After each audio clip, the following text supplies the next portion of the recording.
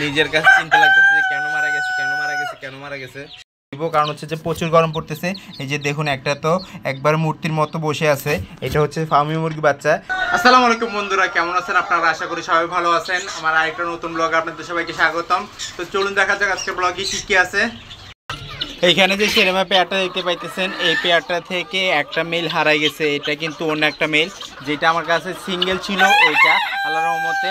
তো এইটাকে আমি এখানে রাখছি, আর আরেকটা ফিমেল আছে ওইটার পাশেরটা, সেটা হচ্ছে যে একই বাচ্চা মাশাআল্লাহ আল্লাহর রহমতে, হোয়াইট কালার কিন্তু মেল। তা আমার এখান থেকে মেলটাই কীভাবে হারালাম এবং মারা গেছি কীভাবে সেটা বলবো অবশ্যই। আর এই যে দেখুন মেলটা কিন্তু সেম টু সেম ওইটার কালারই। আর এবং এগুলা যখন বড় হয় তখন ওদের অ্যাগ্রেসিভটা বেড়ে যায়। আর এইখানে ইঁদুর ডিস্টার্ব করছে, নয়তো বা অন্য কিছুর কারণে মারা গেছে, হিটেস্টের কারণে মারা গেছে, হঠাৎ করে গরম পড়ার কারণে মারা যেতে পারে, অনেক রকমভাবে মারা যেতে পারে। আর এটাও কিন্তু সেম টু সেম টেম। এই যে দেখুন এগ্রেসিভ, বলছি যে এগ্রেসিভ, আমাকে কামড় দিচ্ছে। এটা হচ্ছে সেরেমা পেয়ারটা, সিঙ্গেল করে আলাদা করে রাখছি যে এক নাম্বার ওইটা আল্লাহর রহমতে মাশাআল্লাহ। তো অন্যান্য কি হয়েছে না হয়েছে সেটা জানাচ্ছি ইনশাল্লাহ। তো সবগুলা ডিম যে একসাথে ফুটবে সেটা কোনো কথা নেই, কারণ হচ্ছে যে কিছু প্রাণীর ডিম কিছু পাখির ডিম অনেক দেরিতে ফুটে। এখানে দেখতে পারতেছেন যে টার্গেট ডিম আছে, টার্গেট ডিমগুলো আমি আপাতত সরাই ফেলবো। আর এখানে শুধু এখানে ফ্রি সেন্টের ডিমগুলো রাখবো, কারণ হচ্ছে যে ফ্রি সেন্টের ডিমগুলো এখানে গতবার ভালো ফুটছে, সেই জন্য আল্লাহর রহমতে এইবারও আমি চেষ্টা করবো যে খুব ভালো মতো সাজিয়ে রাখার জন্য।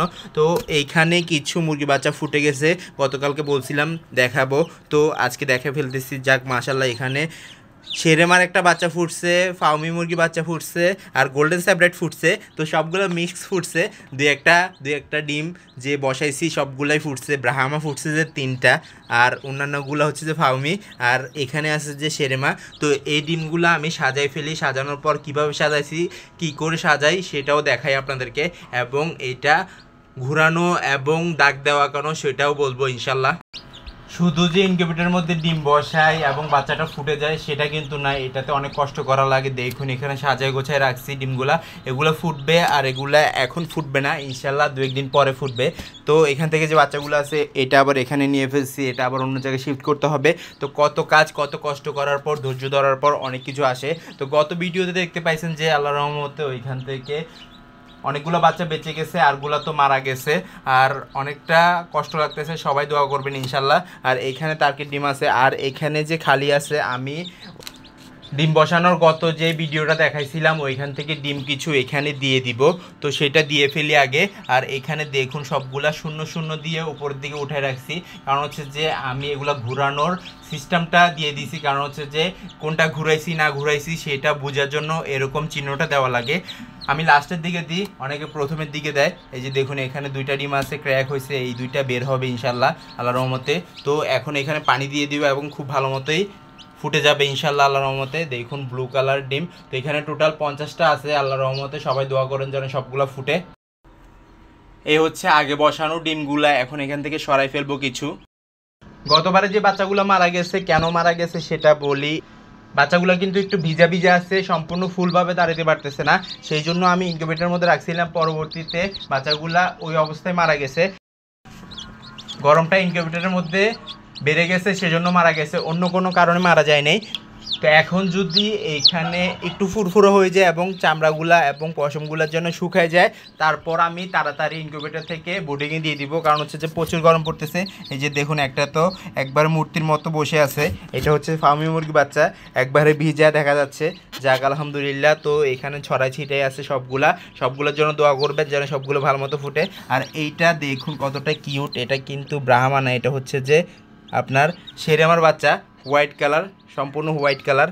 এই যে দেখুন এটাও আলহামদুলিল্লাহ।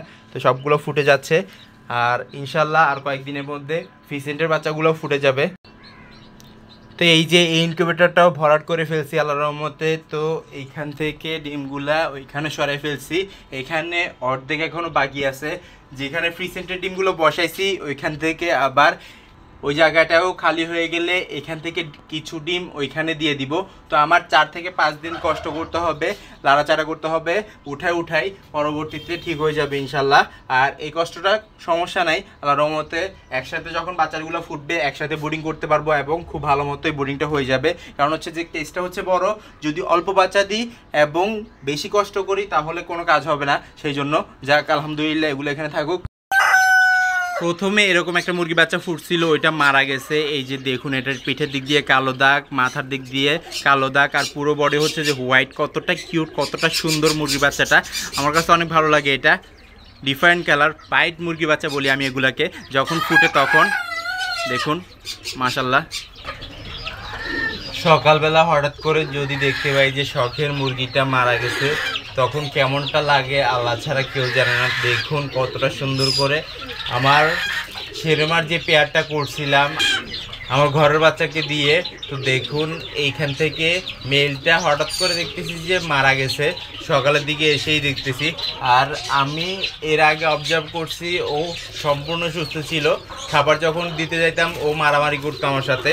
তো আজকে সকালে দেখতেছি যে মারা গেছে। কীভাবে মারা গেছে বুঝতেই পারতেছি না, স্ট্রোক করছে নাকি অন্য কোনো সমস্যা নাকি ইঁদুরে কামড় দিচ্ছে বুঝতেই পারতেছি না।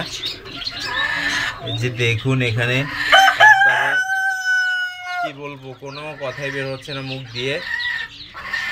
এটা হচ্ছে যে আমার ঘরের ইনকিউবেটর থেকে ফুটানো এবং আমি ব্রিডিং করছি নিজে, এবং ওইটার সাথে আমি আমার একটা ফিমেল পেয়ার করছি, ওইটার সাথে পেয়ার করার পর আল্লাহর মতো ওইখান থেকে ডিম পাচ্ছি। তো আরেকটা মেইল আছে আমার কাছে, কিন্তু সেটা ব্যাপার না। এই মেইলটা কীভাবে মারা গেল সেটা নিয়ে আমি অনেক কষ্টে আছি। কারণ হচ্ছে যে অনেক শখের একটা মুরগি ছিল, এটা খুবই কাছাকাছি থাকতো আমার, আমি যখন হাত দিতাম তো আমার হাতের উপর উঠে থাকতো। সেই জন্য এই যে দেখুন আল্লাহ জানে কি হচ্ছে না হচ্ছে। এটা কি হিট স্ট্রোক করছে নাকি ভাইরাসের কারণে মারা গেছে সেটা তো বুঝতে পারতেছি না। যদি ভাইরাসের কারণে মারা যায় তাহলে অন্যান্য মুরগিগুলো অসুস্থ থাকবে, সেই জন্য আমি খুব কেয়ারলিভাবে ওষুধ খাওয়া দিতে হবে। আর অনেকদিন ধরে গরম পড়তেছে, সেই জন্য আমি ওদেরকে কোনো ওষুধ খাওয়াচ্ছি না, কারণ হচ্ছে সবগুলো সুস্থ আছে। সেজন্য যদি ঠান্ডা লাগতো নয়তো বা অন্য কিছু হয়তো ওষুধ খাওয়াই ফেলতাম। তো এখন যে কোনো চেষ্টা করতে হবে ইনশাল্লাহ। তো এখন এটাই কী করবো, মাটি চাপা দিতে হবে। অনেক কষ্ট লাগতেছে এভাবে করে ভিডিও করতেছি, এবং শখের জিনিসটা যে হারানোর কত বেদনা সেটা নিয়ে আমি বলতে পারতেছি না। আর অনেক কষ্ট লাগতেছে, একবারে নিজের কাছে চিন্তা লাগতেছে যে কেন মারা গেছে। আল্লাহর কাছে শুধু একটাই আবদার, বাকি মুরগিগুলো যেন সুস্থ থাকে। আর আপনারা সবাই দোয়া করবেন যেন সবগুলো মুরগি সুস্থ থাকে, কোনো রোগ বালাই থাকলে যেন তাড়াতাড়ি সুস্থ হয়ে যায় ইনশাল্লাহ। আমার ভিডিও যদি ভালো লাগে থাকে লাইক কমেন্ট শেয়ার করবেন, যারা সাবস্ক্রাইব করেনি সাবস্ক্রাইব করে দিবেন, আর যারা সাবস্ক্রাইব করছেন তাদেরকে অসংখ্য ধন্যবাদ। ইনশাআল্লাহ আবারও দেখা যাবে নতুন কিছু নিয়ে। আল্লাহ যেন সবাইকে সুস্থ রাখে, সবাইকে বিপদ থেকে রক্ষা করে এই দোয়া আজকে জেনেছি। আল্লাহ হাফেজ।